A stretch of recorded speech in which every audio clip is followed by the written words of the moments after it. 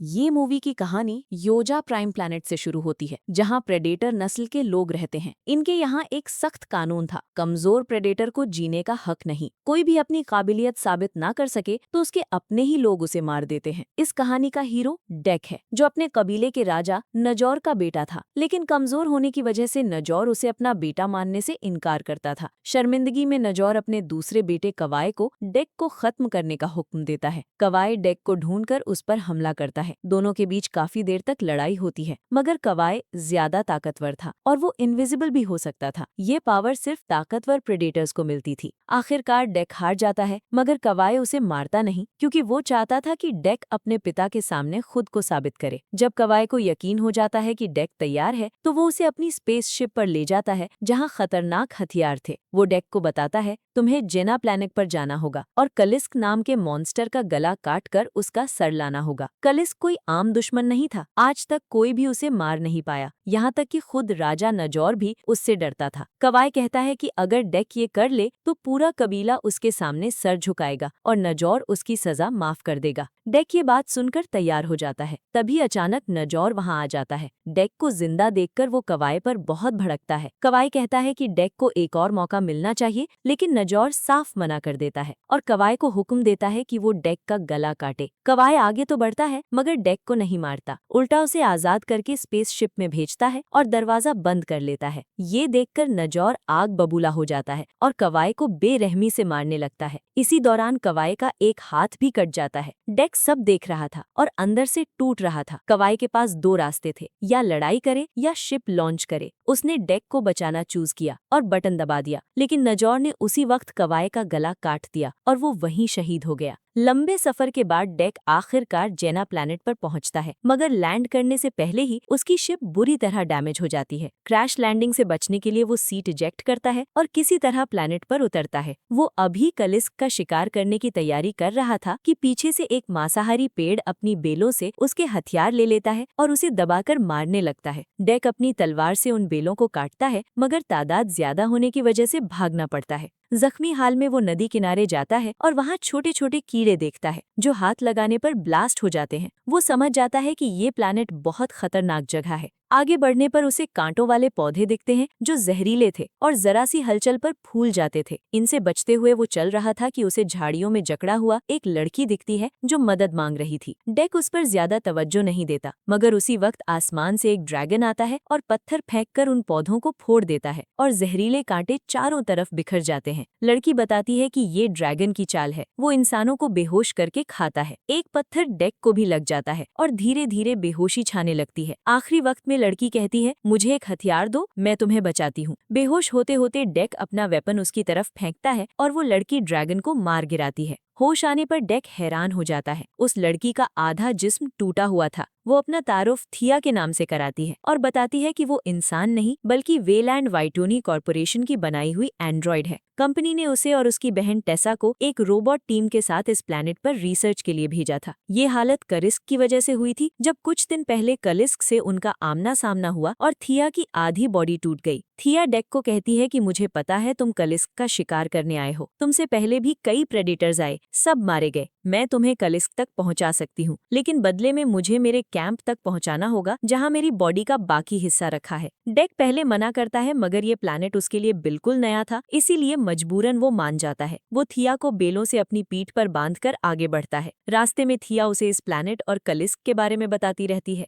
इधर थिया की बहन टेसा अपने बेस पर खुद को रिपेयर कर रही थी। कंपनी ने उसे वार्निंग दी, अगर मिशन फेल हुआ तो डीएक्टिवेट कर देंगे। टेसा को पता चला कि थिया एक प्रेडेटर के साथ है, तो उसे शक हुआ कि डेक उनके लिए खतरा है। हालांकि थिया खुद अपनी मर्जी से उसके साथ गई थी। रात को डेक और थिया एक जगह रुक जाते हैं। थिया बताती है कि कंपनी ने उनके अंदर इमोशंस डाले हैं, ताकि वो चीजें बेहतर समझ सके। बात करते करते डेक सो जाता है। सुबह दोनों एक खुली जगह पहुंचते हैं, जहां कटीली घास था, इतनी तेज कि कोई पार न कर सके। वहां एक हाथी जैसा बड़ा जीव बाइसन ये घास चबा रहा था। थिया बताती है कि ये भी खतरनाक है। तभी एक बंदर आ जाता है और बाइसन बाइसन दोनों को देख लेता है और हमला कर देता है। डेक एक ही तलवार के वार में बाइसन के 2 टुकड़े कर देता है। मगर अभी ये मसला खत्म नहीं हुआ था कि एक विशालकाय मकड़ी जैसी चीज ने दोनों को मुंह में डाल लिया। इसी वक्त उस बंदर ने अंदर कूदकर अपनी मजबूत खाल से उस जीव के दांत तोड़ दिए और वो दोनों को छोड़कर बंदर के पीछे भागा। डेक भी उस बंदर की मदद करता है और जीव को मार डालता है। अब टेसा सिंथेटिक रोबोट्स के साथ आगे बढ़ रही थी। उसे डेक की इजेक्टेड सीट और फिर क्रैश हुआ शिप भी मिलती है। शिप के अंदर से उसे खतरनाक हथियार मिलते हैं, जिसमें एक ऐसा बॉम्ब भी था जो चीजों को बर्फ की तरह जमा देता था। रात के वक्त डेक और थिया बाइसन का गोश्त पका रहे थे और वो बंदर भी उनके साथ था। डेक उसे गोश्त देता है तो बंदर उल्टा उस पर थूक देता है।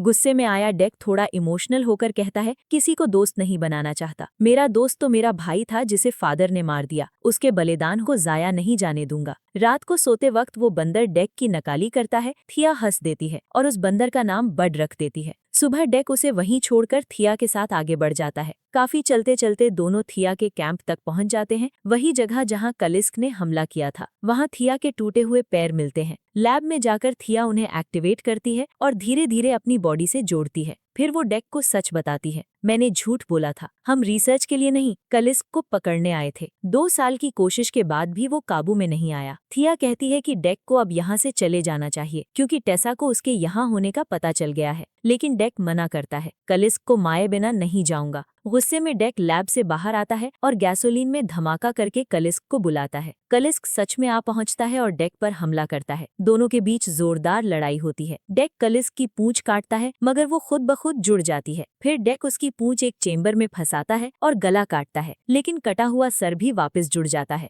डेक होश में आ जाता है कि ये तो नाकाबिले कत्ल है। कलिस्क उसे खाने वाला था कि अचानक रुक जाता है। डेक के जिस्म से एक अजीब गंध सूंघकर उसे छोड़ देता है। इस राज का जवाब बाद में मिलेगा। तभी टेसा वहां आ जाती है और शिप में मिला बॉम्ब डेक और कलिस्क की तरफ फेंक देती है। दोनों बर्फ बन जाते हैं। टेसा दोनों को अपने बेस पर ले जाती है। कलिस्क कैद हो जाता है। डेक को भी मशीनों से बांध दिया जाता है क्योंकि टेसा उस पर भी एक्सपेरिमेंट्स करना चाहती थी। फिर टेसा थिया को दोबारा एक्टिवेट करती है और बताती है कि कलिस्क पकड़ा जा चुका है। कंपनी कलिस्क की सेल्फ हीलिंग का राज जानना चाहती थी। अगर ये समझ आए तो इंसानों की जिंदगी बदल सकती थी। फिर टेसा डेक को शॉक देकर टॉर्चर करने लगती है। थिया उसे रोकती है मगर टेसा नहीं मानती तो थिया खुद मशीन बंद कर देती है। जब मैं मुसीबत में थी, डेक ने मेरी जान बचाई। वो एक अच्छा प्रेडेटर है। मिशन कलिस्क को पकड़ना था जो हो चुका है। डेक को छोड़ दो। ये सुनकर टेसा का पारा चढ़ जाता है। वो कहती है, तुम्हारा डेटा ले लिया, अब तुम्हारी जरूरत नहीं। वो अपने सिंथेटिक रोबोट्स को बुलाती है, डेक पर पूछताछ करो और थिया को हमेशा के लिए डीएक्टिवेट करो। इसके बाद टेसा चली जाती है। एक रोबोट डेक से पूछताछ करता है और वहाँ रखा बॉम्ब उठा लेता है जिसका रिमोट थिया के पास था। डेक इशारा करता है, थिया बटन दबाती है, बॉम्ब के साथ रोबोट उड़ा जाता है। थिया डेक को आजाद करके शिप का दरवाजा खोल देती है। डेक भागता हुआ नीचे झरने में गिर जाता है जबकि टेसा ऊपर से देखती रह जाती है। पानी से निकलने के बाद डेक अपनी टूटी फूटी शिप तक पहुंचता है, रिपेयर करता है और अपने जख्म ठीक करता है। फिर थिया को बचाने का प्लान बनाता है मगर सारे हथियार टेसा ले जा चुकी थी तो डेक प्लैनेट की चीजों से नए हथियार बनाता है। कटीली घास, बाइसन के दांत, जहरीले कीड़े, कांटे वाले पौधे, सब कुछ काम आता है।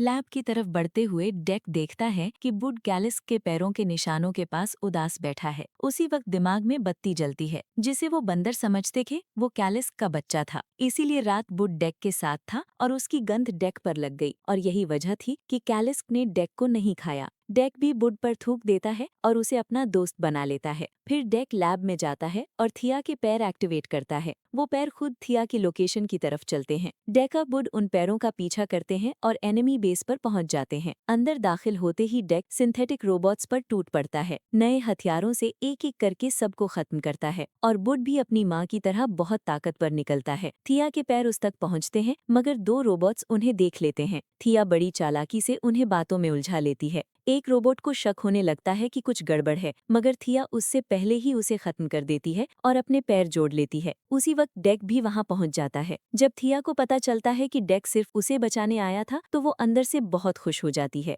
फिर डेक कहता है, अब कैलिस्क को आजाद करना होगा। थिया हैरान, अभी भी उससे मारना चाहते हो? डेक बताता है, नहीं, अब नहीं। बुड कैलिस्क का बच्चा है, उस बच्चे के लिए कैलिस्क को बाहर निकलना होगा। थिया मान जाती है। बाहर टेसा कैलिस को जमीन पर भेजना चाहती थी। इसी वक्त डेक जानबूझकर इमरजेंसी अलार्म बजा देता है। टेसा समझ जाती है डेक की चाल है और इंतजाम करने चली जाती है। सिंथेटिक रोबोट्स डेक को बैठा हुआ देखते हैं और बढ़ते हैं, लेकिन जमीन में पहले से छुपाए कीड़े एक के बाद एक ब्लास्ट होने लगते हैं और सब धमाकों में उड़ा जाते हैं। फिर टेसा एक भारी रोबोट सूट में आ जाती है और डेक पर हमला करती है। सूट बहुत एडवांस था, डेक के पास कोई हथियार नहीं था। इसी अफरा तफरी में डेक मौका देखकर कैलिस को आजाद करने लगता है। एक रोबोट वहां आ जाता है। थिया टेसा बनकर उसे बेवकूफ बनाती है। रोबोट को शक होने लगता है कि बुड को देखकर, मगर थिया उससे पहले उसे खत्म कर देती है और कैलिस आजाद हो जाता है। दूसरी तरफ टेसा डेक को मारने ही वाली थी कि कैलिस आ जाता है और सीधा रोबोट सूट पर एक के बाद एक जोर से वार करता है और उसे चूर चूर कर देता है और आखिरकार टेसा को जिंदा निगल जाता है। फिर कैलिस अपने बच्चे बुड से मिलता है, बहुत खुश होता है। डेक को भी दुश्मन नहीं दोस्त मानता है, लेकिन तभी कैलिस को कुछ अजीब फील होता है। टेसा कैलिस के पेट के अंदर अभी भी जिंदा थी और उसी पल अंदर से वो बॉम्ब ब्लास्ट कर देती है। कैलिस वहीं खत्म हो जाता है। टेसा बाहर निकलती है और थिया को मारने जाती है, मगर पीछे से डेक आ जाता है और एक ही बार में टेसा को खत्म करके उसका हथियार ले लेता है। गुस्से से भरी बुड टेसा का सर अलग कर देता है। थिया कहती है, अब तुम्हारा मिशन पूरा हुआ, लेकिन डेक कहता है, एक काम अभी बाकी है। डेक अपने प्लैनेट लौटता है। नजोर के सामने कैलिस की जगह टेसा का कटा हुआ सर रख देता है और अपनी काबिलियत साबित करता है। नजोर उसे बेवकूफ बनाना समझकर अपने सिपाहियों को हुक्म देता है, मगर डेक एक ही झटके में सबको खत्म कर देता है। फिर अपने भाई की मौत का बदला लेने नजोर पर हमला करता है। जोरदार लड़ाई होती है। खुद को कमजोर पाता देख नजोर इनविजिबल हो जाता है और छुपता हुआ हमला करने लगता है। डेक दिमाग लगाता है और स्पेसशिप से आसपास की मिट्टी हवा में उड़ा देता है। मिट्टी लगने से नजोर साफ नजर आने लगता है। मौका मिलते ही डेक नजोर का हाथ काट देता है, बिल्कुल उसी तरह जैसे नजोर ने क्वाय का हाथ काटा था। फिर डेक नजोर को कैद करता है। मौत सामने देखकर नजोर माफी मांगता है और कबीले में वापस आने का प्रस्ताव देता है, लेकिन डेक कहता है, मुझे तुम्हारे कबीले की कोई जरूरत नहीं, मेरे पास अपना खुद का कबीला है। ये सुनते ही बुड आता है और नजोर का सर खा जाता है। अब बुड काफी बड़ा और ताकतवर हो चुका था। थिया भी वहां आ जाती है। डेक नजोर के कटे हुए हाथ से इनविजिबिलिटी की पावर अपने पास रख लेता है। अब वो जब चाहे इनविजिबल हो सकता था। तभी एक स्पेसशिप आती दिखाई दी। डेक घबरा जाता है, ये मेरी माँ की स्पेसशिप है। अब देखना ये है कि डेक की माँ यहाँ क्यों आई है। क्या कोई नई मुसीबत आने वाली है? इन सवालों के जवाब इसकी अगली पार्ट में मिलेंगे।